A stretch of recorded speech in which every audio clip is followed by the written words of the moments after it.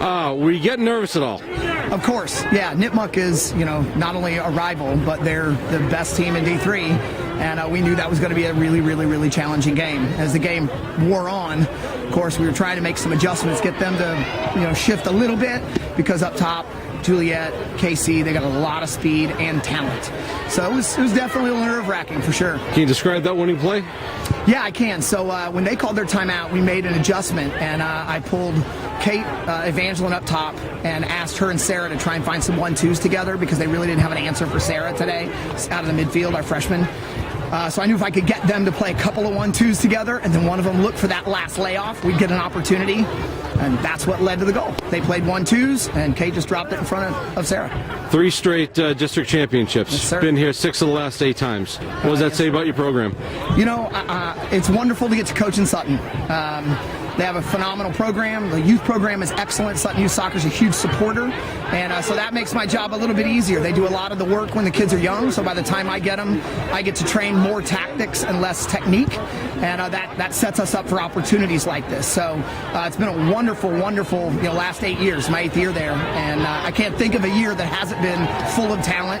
This is no exception. I think this year's particularly special, though, because we moved up, right? So for the last 7 years, we've been in the lowest division.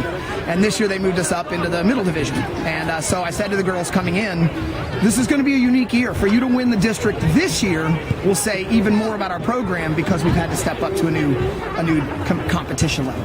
Can you talk about Sarah Beachman? I mean, such a great clutch play. Yeah, she's clearly our rookie of the year. First year on varsity. She led the JV program last year, as you can imagine. And we brought her up at the end of the season last year to train with us in the postseason. And clearly demonstrated a lot of talent. She has good physical presence despite being a freshman, and she has incredible composure. And I think that's the reason that she has been such an impact player through the midfield all season. And then today, I think almost every one of our opportunities in the first half was off Sarah's foot. And so we decided to try and make that the focus, because they were marking Sophia, our target player up top, so well with 2 players.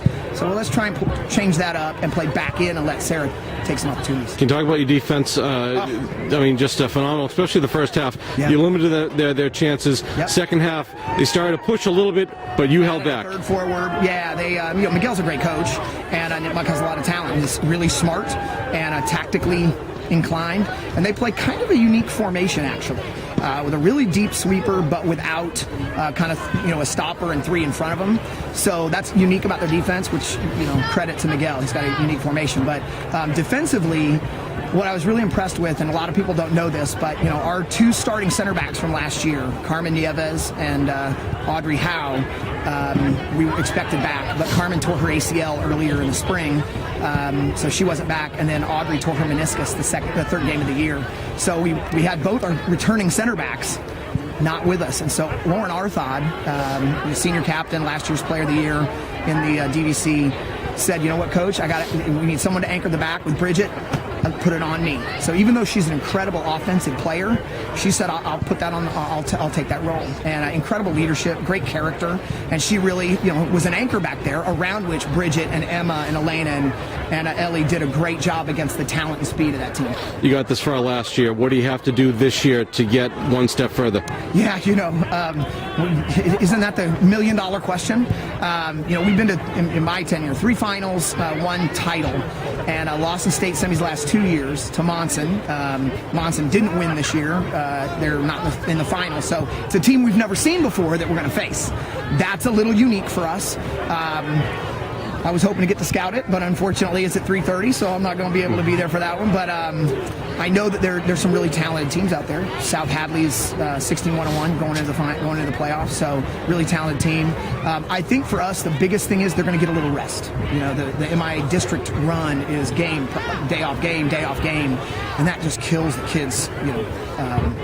No fuel in the tank. So for us, I think getting 2 days off to just relax a little bit, let the body regenerate. I really do think this is the best team in state, and if they can get back on their feet, and of course hopefully Bridget's not really permanently injured, I think they've got all the tactical knowledge and all the technical skill to get it done. I wish I knew the team so I could speak more specifically, but I don't know exactly what we're going to face.